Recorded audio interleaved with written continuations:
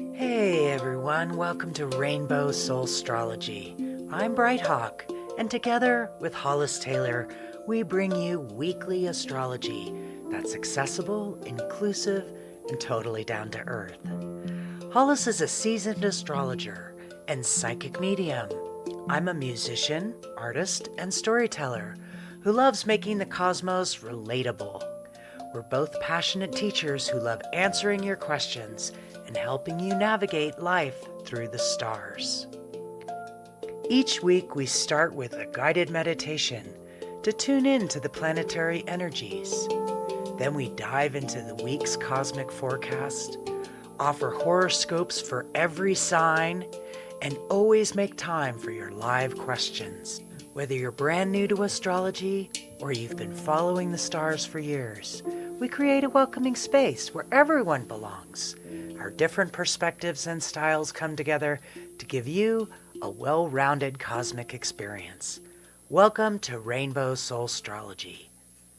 Let's get centered, tune in, and explore what the universe has in store for us this week.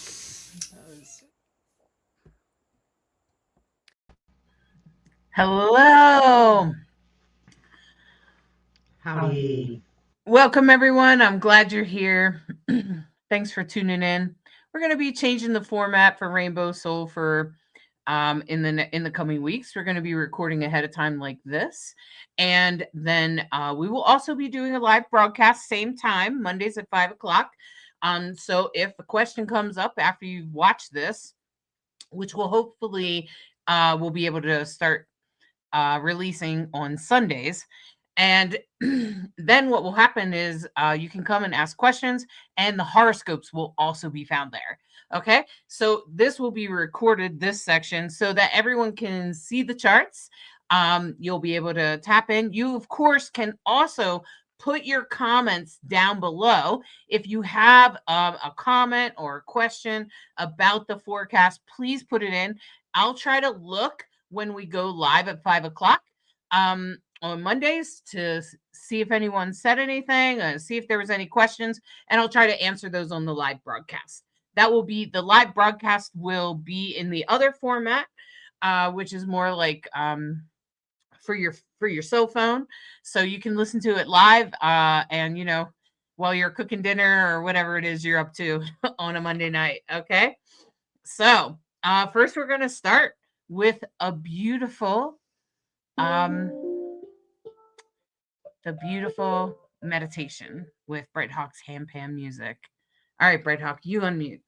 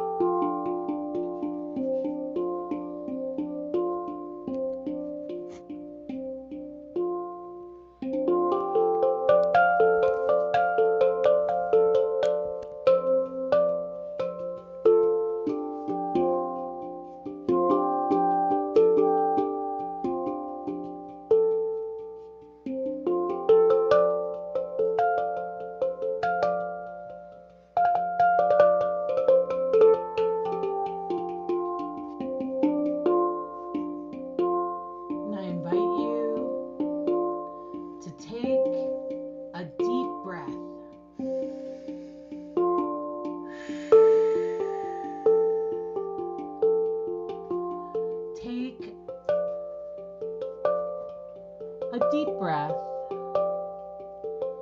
and allow your body to relax. Imagine yourself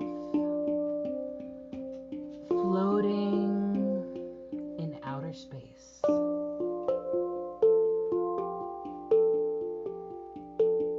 With darkness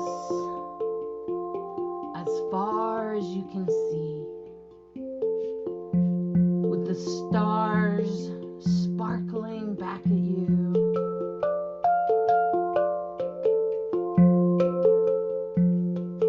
and you can feel a glow behind you.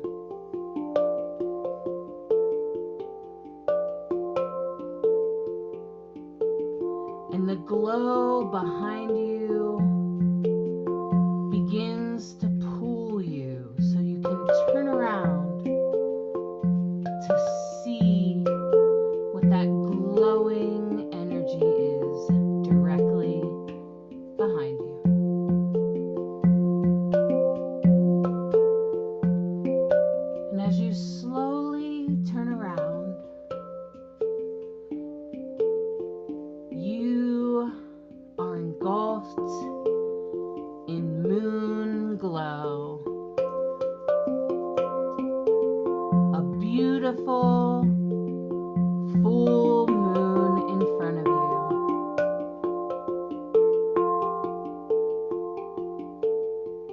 with the moon glowing down on you, feeling the light from the moon.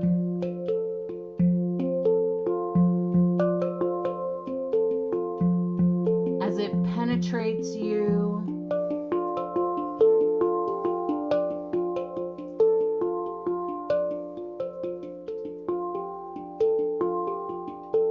it pulls you.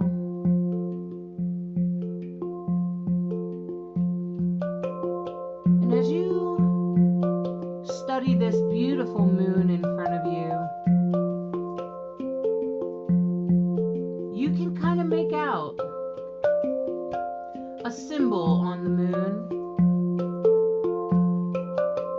That symbol is Aries. It is the horns of the ram pushing forward,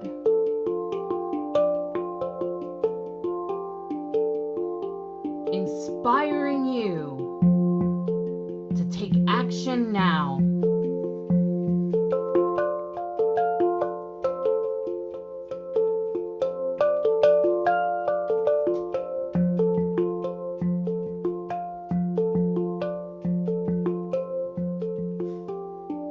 And that full moon holds you in independence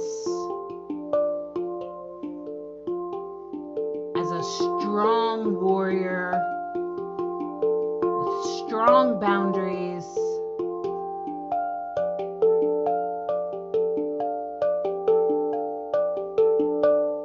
and motivation to get going.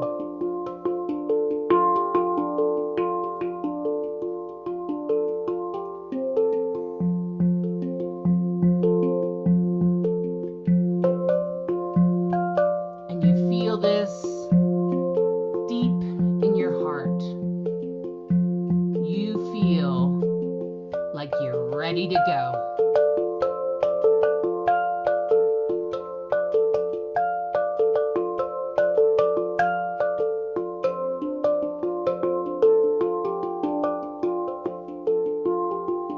And as you put your hand on your heart and close your eyes, you are transported back to your seat where you are right now.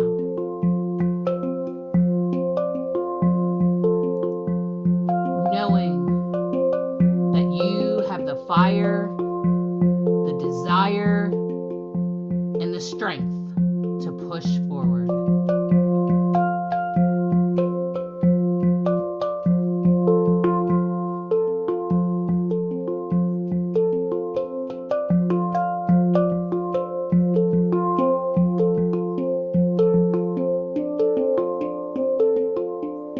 And you find yourself back in your body, in the here and now,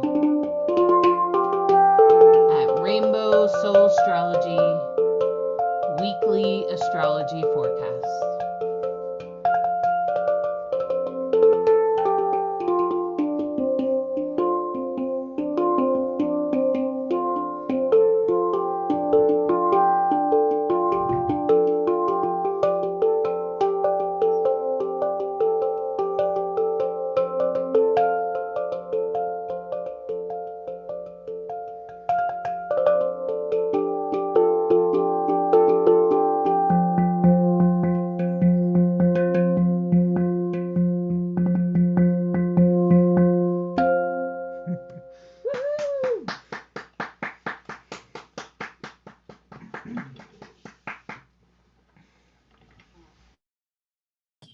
Well, great job, Red Hawk. This is beautiful. Well done.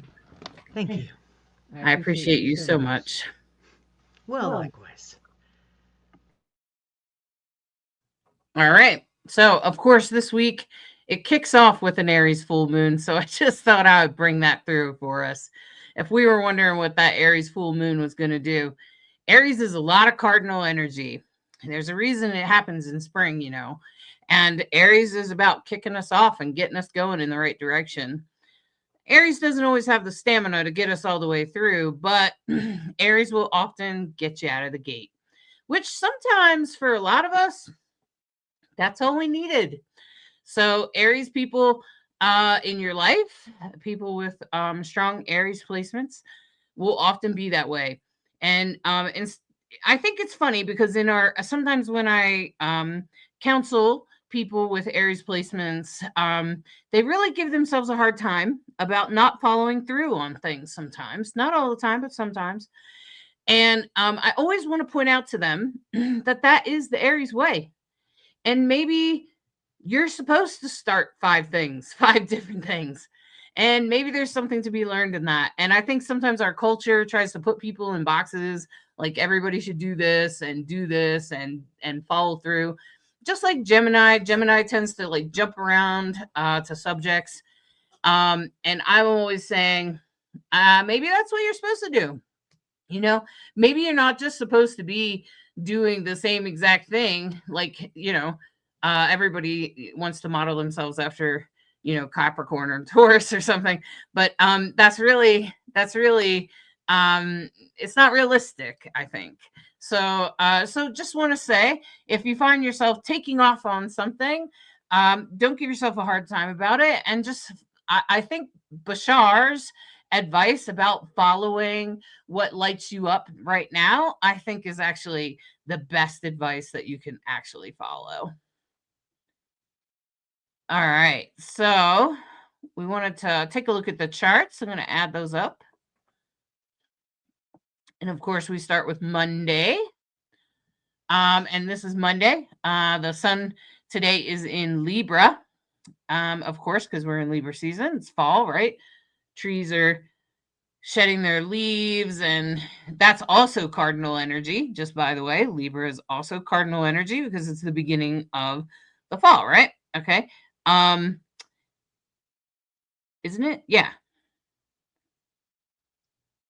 it is. Because the next is Scorpio, and that's fixed. And then we have Sagittarius, which is mutable.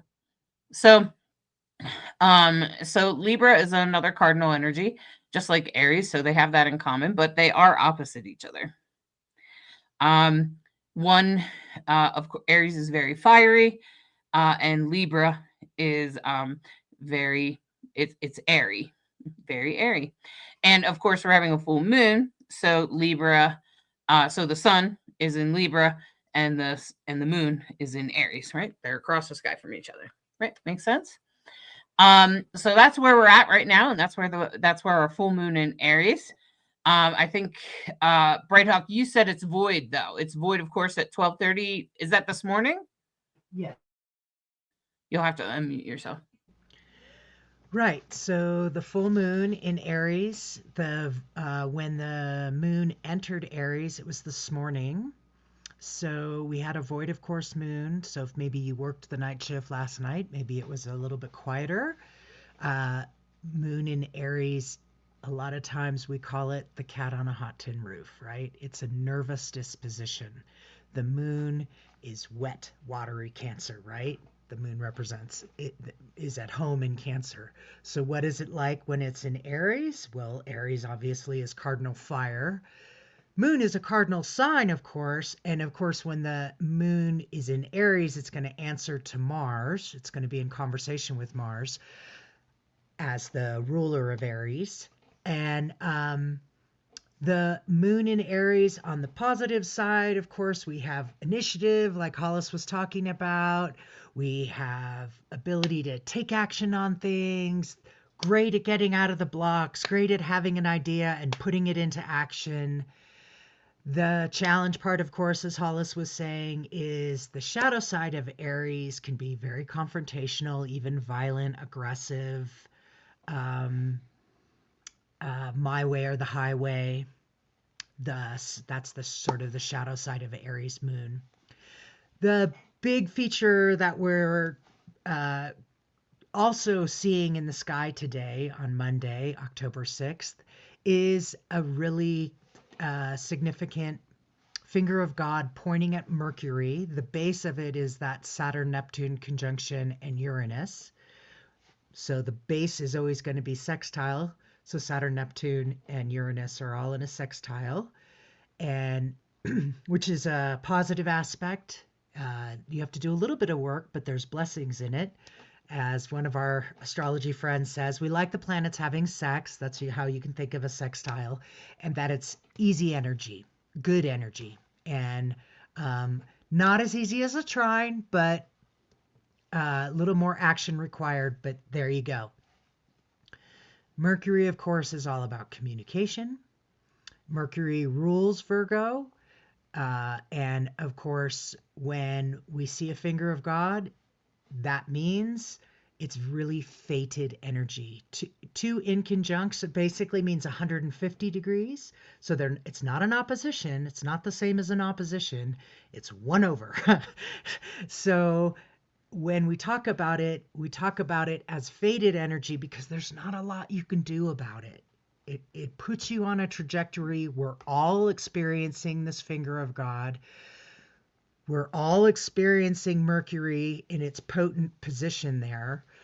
And of course, Mercury in Scorpio, it's going to have, is it secrets? Scorpio's known for secrets. Mercury is communication. So is somebody going to reveal something?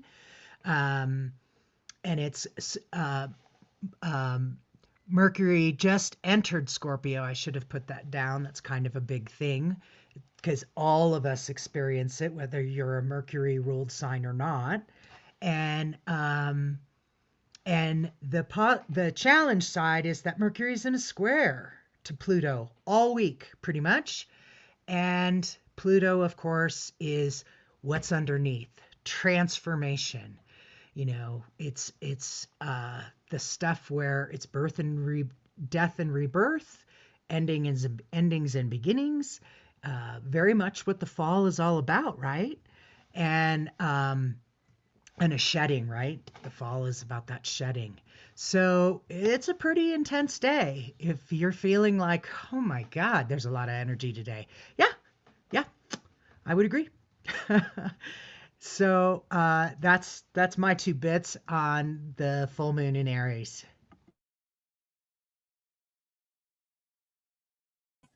So I was going to talk about that yod because it's it's pointing at Mercury, and that's also a pretty important aspect of Monday.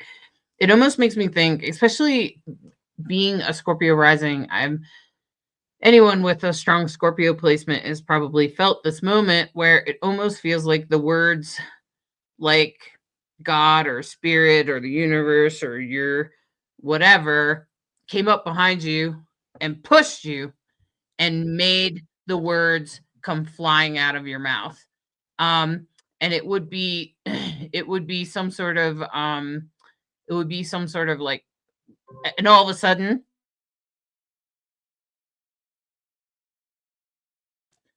and then all of a sudden some words would come pouring out of your mouth that would be incredibly probably intense because that's Scorpio. And later on, what usually happens to me during these moments is I'll give myself a hard time about it because I have a Libra moon and I hate when I say things that stirs the pot. Oftentimes when I stir the pot, it was necessary to be stirred. In other words, it should have been stirred. And so it's not always like, sometimes in the moment we're kind of like, I can't believe I said that. But then later we're kind of like, oh, but I needed to say that. So while it was uncomfortable, while it was intense, while maybe it's not easy to navigate, sometimes some things need to be said. And so I kind of agree with Bright Hawk where she was saying somebody might come forth, especially because that Saturn and Neptune are at the base of that yod. So if you take a look, you can see it. The Saturn and Neptune, Saturn's in Pisces. It's that sort of blue moon looking symbol. It's like 2 fishes actually back to back. And then next to it is Saturn looks like the letter H with a line through it. And Neptune looks like a 3-pronged fork at the top there, and it's in Aries, which has that ram symbol. It's red. And they're both of them are red because they're retrograde. You can see them there at the top of that chart. Both of those are retrograde. They're pretty much still traveling together, even though one's in Pisces and one's in Aries. It just means that, remember, I've been talking about the slow reveal. If you've been following the whole slow reveal thing that I've been talking about, that's pretty much, this is a continuation of that. I'm interested to see what gets revealed today, because there's definitely going to be some reveal today. We're definitely going to have some new information. We're going to learn something new. We're going to be like, wow, what was that? Like, whoa, okay. Like, it could be really important, especially in regards to politics. We may not hear about it right away. We might not hear about it till later today or tomorrow, like late Monday or even into Tuesday. Because I think when I was looking, this yod continues even into like most of the week, right, Bright Hawk? So I mean, by Wednesday we should hear it, but it could come out Monday or Tuesday. I feel like it will probably be said on Monday and maybe reported about on Tuesday. So that's it's going to be coming. And see, Uranus is also involved. Uranus is also retrograde in Gemini, and Gemini is ruled by Mercury. Just going to say that.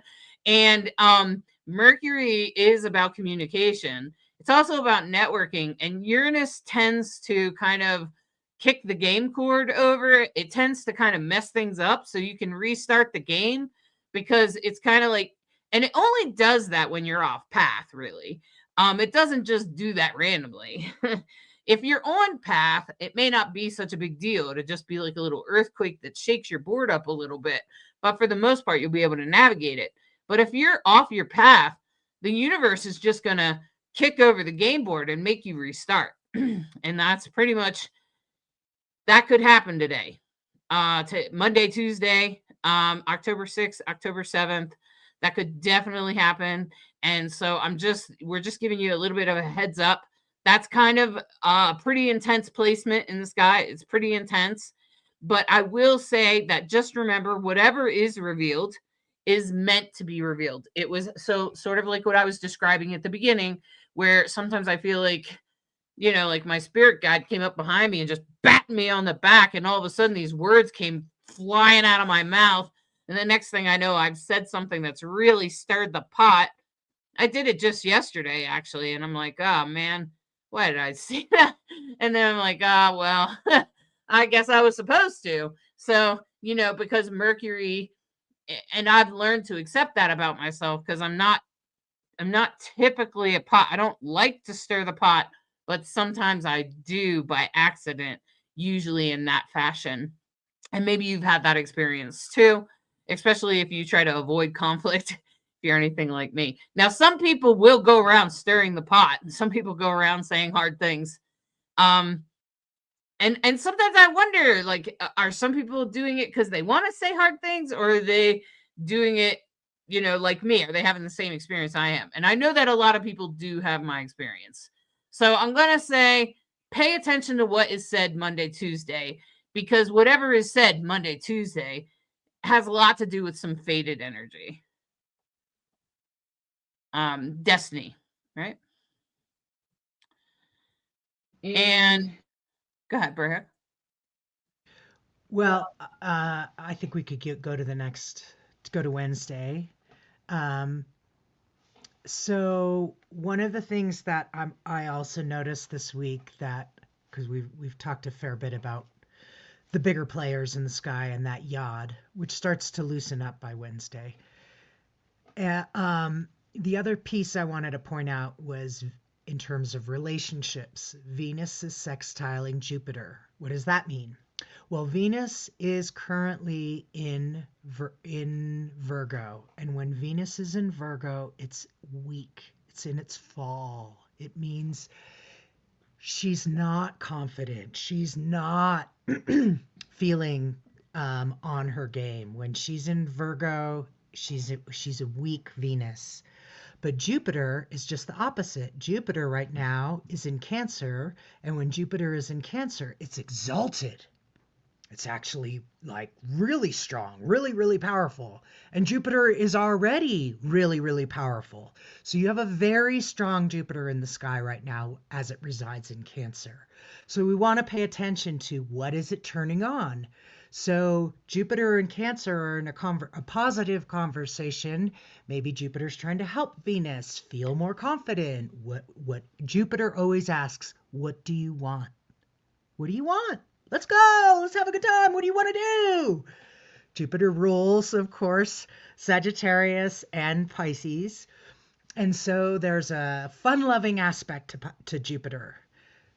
So that conversation, what does that look like in your life? How are you in conversation in your relationship? Are there pieces that feel vulnerable, that weak Venus feeling, a little exposed? Um, and Jupiter asking the question, what do you want? What can we do? How can we do it? And allowing Jupiter to lift us up a little bit. Because let's face it, we've had some heaviness in this chart. So sometimes I look for, okay, where's the spot where we can find some levity? And Jupiter in Cancer, is there something you can do at home? Is there fall cleaning that you really enjoy and feel, oh God, I feel so much better. I feel like I can breathe. I can think. I have my nookie spots all cozy again. I threw out stuff that I've been meaning to get to. Things like that that can help you feel more secure and balanced in your home space. Because that's what we think about when we think about Cancer. We think about home. So I just wanted to touch on that little Venus sextile Jupiter. Okay.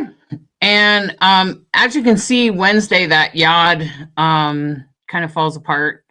And we still have the sextile, like Bright Hawk is talking about. We do have the moon opposite Mars, which always makes me feel like don't do anything. Don't do anything too fast. Don't make any rash decisions on Wednesday. Just Wednesday, especially during the day.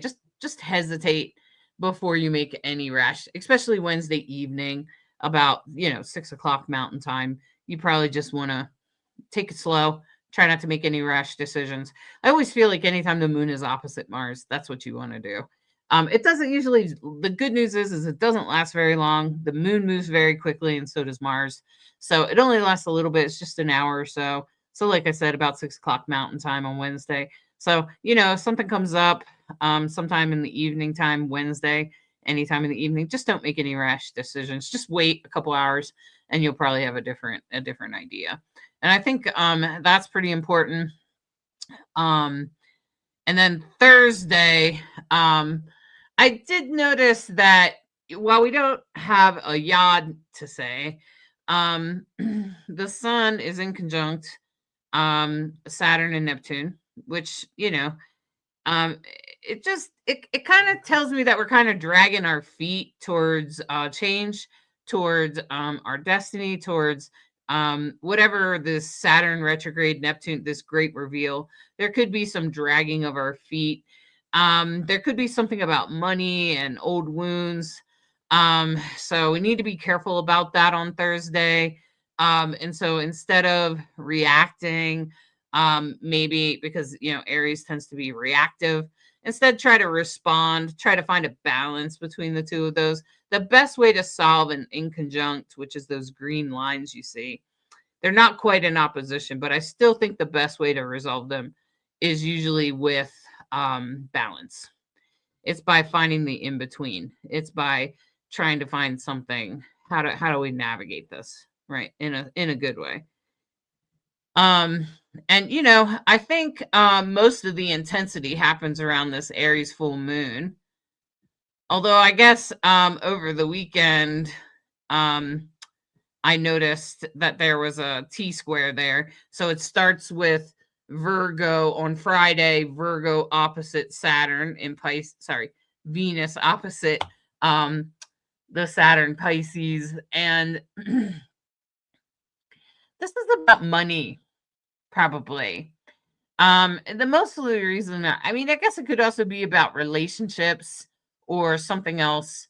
Because or something else, or both of those things, really. Because Venus in Virgo, it's like Bright Hawk said, it's in its fall. It's not very strong. It's usually a self-sabotage. And Saturn in Pisces isn't exactly strong. It's not technically in its fall or anything, but it always feels like a sandcastle you can't keep built. And and so then you're like, I can't seem to keep this thing together. And the water, it's like the wave just keeps coming up and wiping it away on you. And that can be kind of frustrating, right?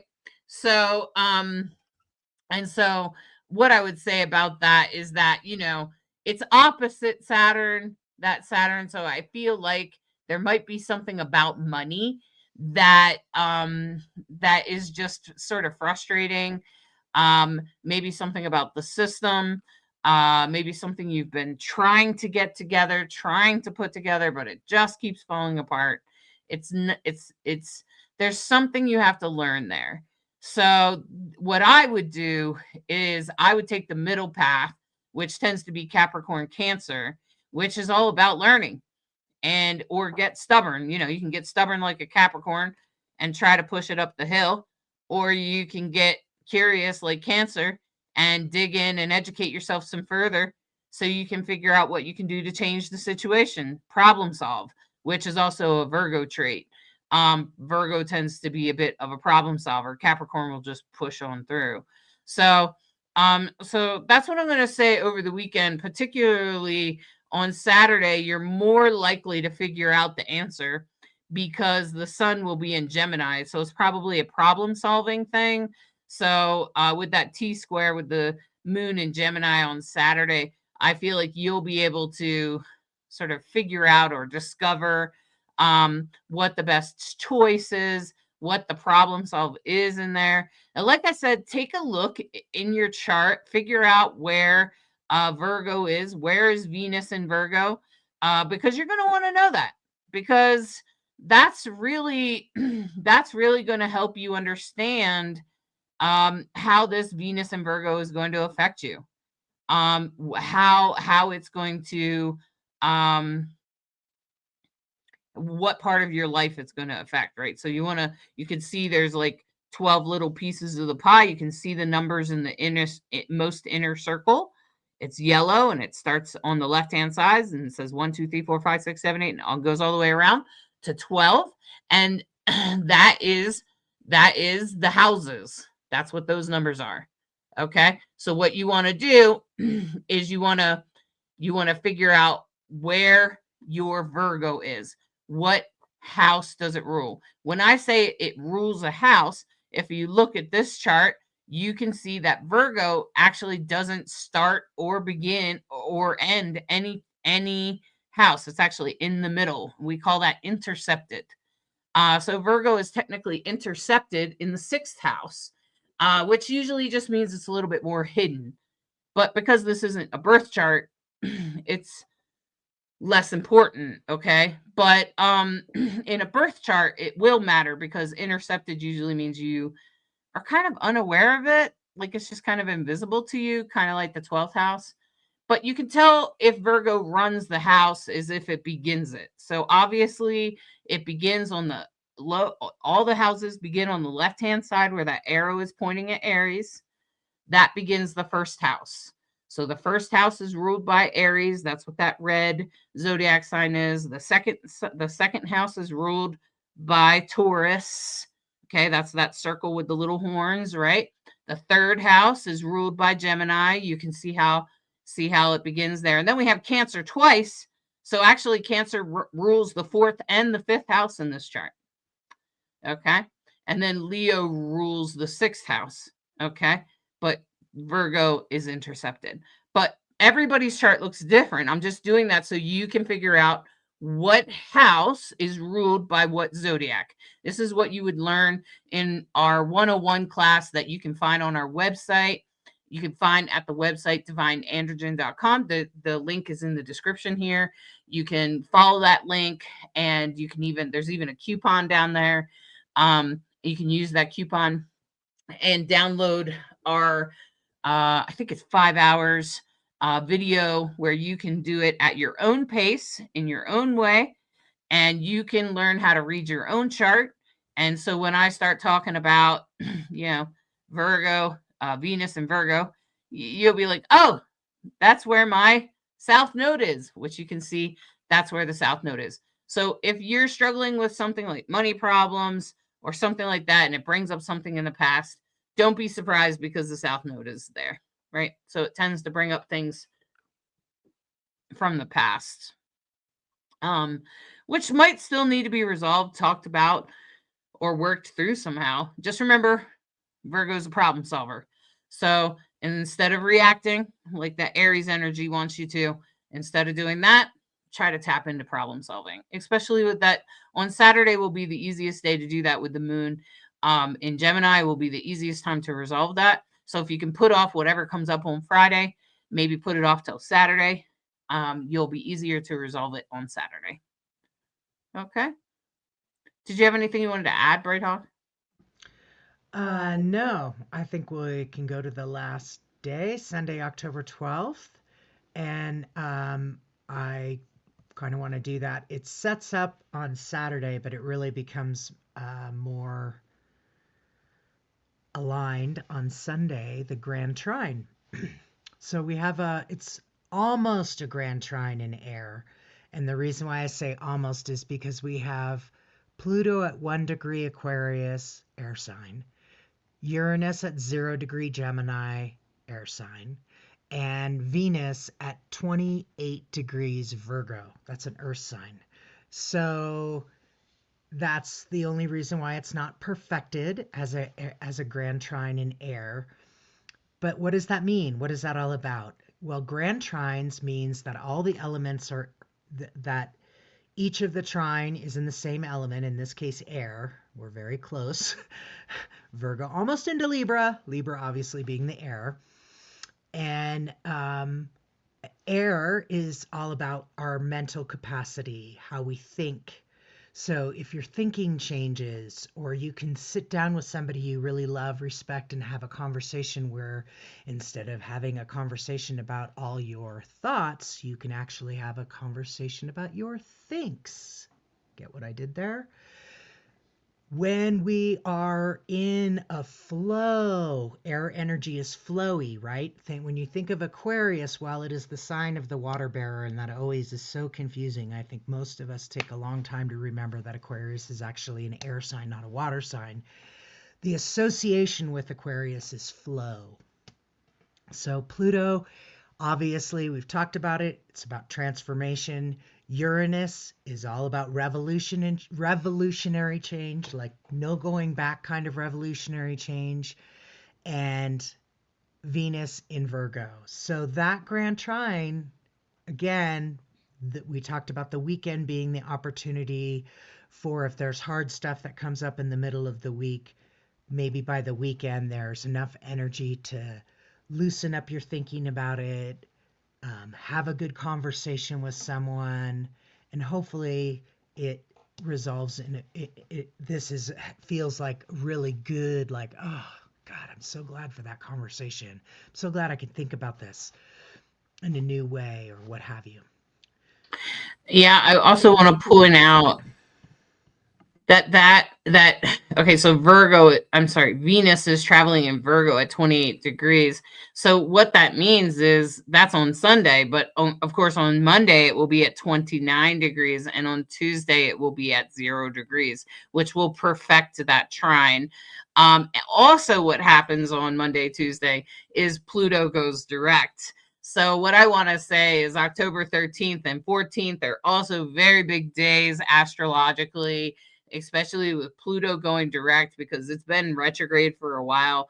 We probably will suddenly just feel like we're moving in the right direction. Like, I don't know about you guys, but I've been stuck on, like, even Rainbow Soul, I've been stuck on how to how to improve, how to make it so it's accessible for everyone, and how to make it also easy and doable for us in a good way. And trying to sort of resolve those kinds of situations has been challenging, I would say. And Bright Hawk and I have gone back and forth and had all kinds of conversations in the last couple of weeks. It has not been an easy thing. And I feel like that's a lot of that Saturn retrograde and Uranus retrograde and Pluto retrograde. And I'm finally like, ah, finally. Okay. And so I feel like this is sort of the light at the end of the tunnel. So if you've been trying to resolve some problems, some challenges, you've been trying to find the answer to things, maybe you haven't known what to do about certain problems, you might start finding them starting October 13th, 14th. They'll probably be part of the slow reveal. And it will be a slow reveal. It's going to be a slow unwinding. It's not going to be like all of a sudden you wake up and know the answer. It's going to be more like, oh, I should probably try that. And then you're not really sure. And then it ends up working out type of thing. So like Monday, Tuesday, um, that's really where we're going to start seeing really how things are changing and if things are working out. Next Monday, Tuesday, October 13th, especially with Pluto going direct, that could feel really good to us, especially probably later in the week, next week. So just to give you a little sort of foreseen, I haven't looked at the whole week, but I imagine that Pluto retrograde in this grand trine will really bless our week. It will definitely give the sort of the beginning of the weekend, Sunday, a good kickoff, sending us off in the right direction in a good way, feeling like we're making progress and we're making the changes where we need to. All right. So let me. So hopefully it's a great week for everybody and that this helps you get there. Boy, you know what would help us is if you can let us know where are you tuning in from and do you like the new format? And if there's anything that you're keen to have us answer, if you write your questions in the comments, we'll try to address them in the live Q&A session that we'll also do on Mondays. We're going to try to have this flexible for it's a both and instead of an either or. As a Sag, I love that. Sagittarius, we're all about the both and, okay? Jupiter's our ruler. That's yeah, and that's a very Libra thing to do as well. Like we're just kind of like, both. And so that's kind of what I've said is both. And so we've gone back and forth with the two formats, and part of me is like, well, we should have a video like this where people can just chime in and get a quick forecast for the week. If you want to hear your horoscopes, I will be doing them live on Monday night at 5 o'clock, and then I will chop them up into all the different signs and release them as reels. So you can come back to this Facebook YouTube page, wherever you're listening to me at, and you'll be able to see you'll be able to find your reel. It will show up as a reel. So then you can grab your horoscope for the week.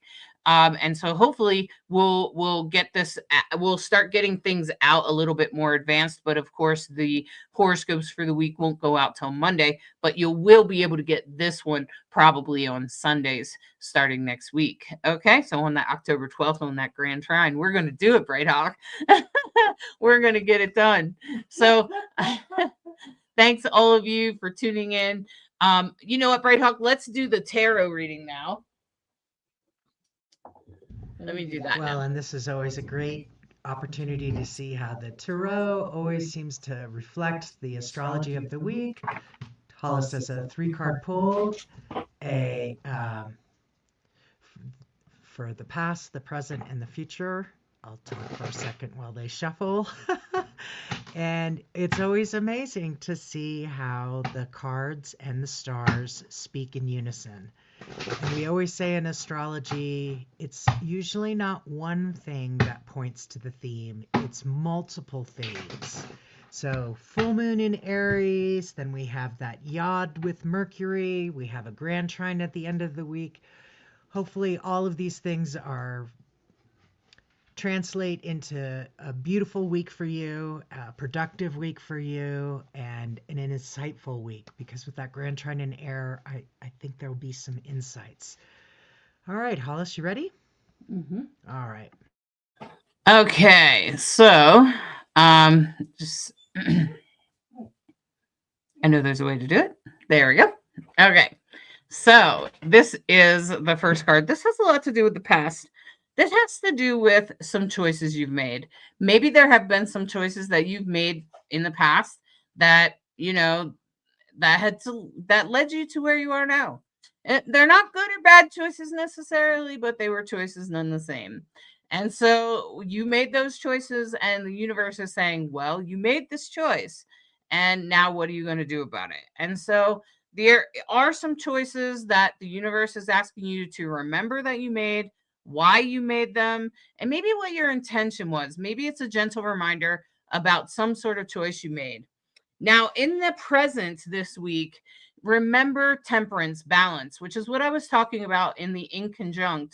When two planets are in conjunct or opposite each other, the best thing to find is balance, in the middle. What's in the middle? Remember how I was saying that Capricorn and Cancer are in the middle of Virgo and Aries. So, sorry, Libra and Aries, and Virgo and Aries. But either way, in the middle is balance. And balance is like, well, there's a reason why I have a screen named Strive for Balance. Strive for Balance is literally, I think that life is about balance all the time.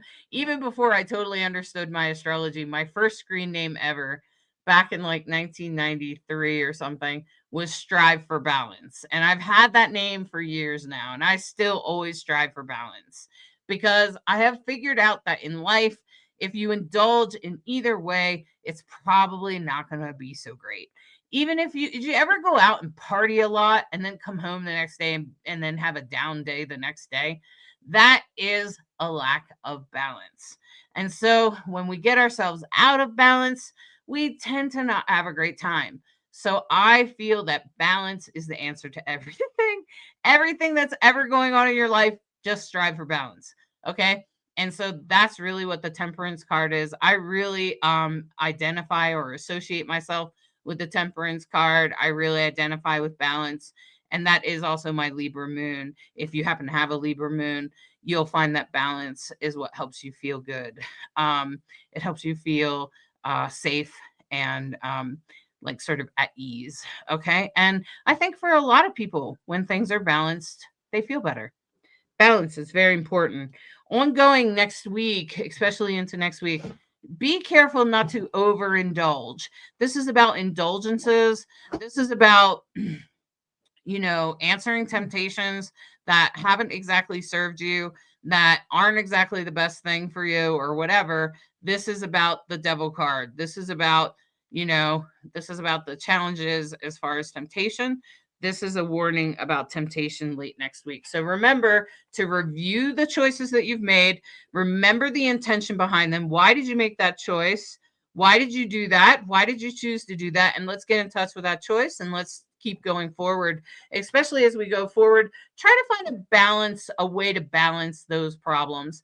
Try to pick the middle path, as the Buddha would say, and try to find a balance, because if you find balance, it will be easier for you to resist any kind of temptation or anything else like that that doesn't feel good. So I just want to invite you to be aware of those temptations next week, particularly at the end of the week, over the weekend, and next weekend. Wow, what a powerful reading. Okay, I have to admit, tell me if anyone else agrees. When the devil card came up, all I could see was Trump. We're a queer program, so I'm going to just be honest. That's exactly what I thought. The devil equals Trump. I know MAGA thinks he's some freaking second coming, but we don't. We know better. What a powerful reading to correlate with the stars and astrology. Let us know how your week goes. Let us know if you have any questions. We look forward to interacting with you during the live, and thank you so much for listening to Rainbow Soul Astrology, where we try to be a bridge between you and the stars. Have a great week. Bye-bye. Thanks so much for spending time with us this week. We hope you're feeling more connected to the cosmic energies and ready to work with them in your daily life. If you enjoyed today's show, please hit the subscribe button. It really helps us reach more people who could use some cosmic guidance. And don't forget to share this episode with anyone who might need to hear it. We love hearing from you, so drop a comment, let us know what resonated most or what you would like covered next week. Your questions and feedback make our show better. Want to join us live? Subscribe! And catch us on Facebook and YouTube, where you can ask questions in real time and be part of our cosmic community as it happens. Until next week, trust your intuition, follow your inner wisdom, and remember, the stars are always supporting your journey. Thanks for listening to Rainbow Soul Astrology, where we try to be a bridge between you and the stars.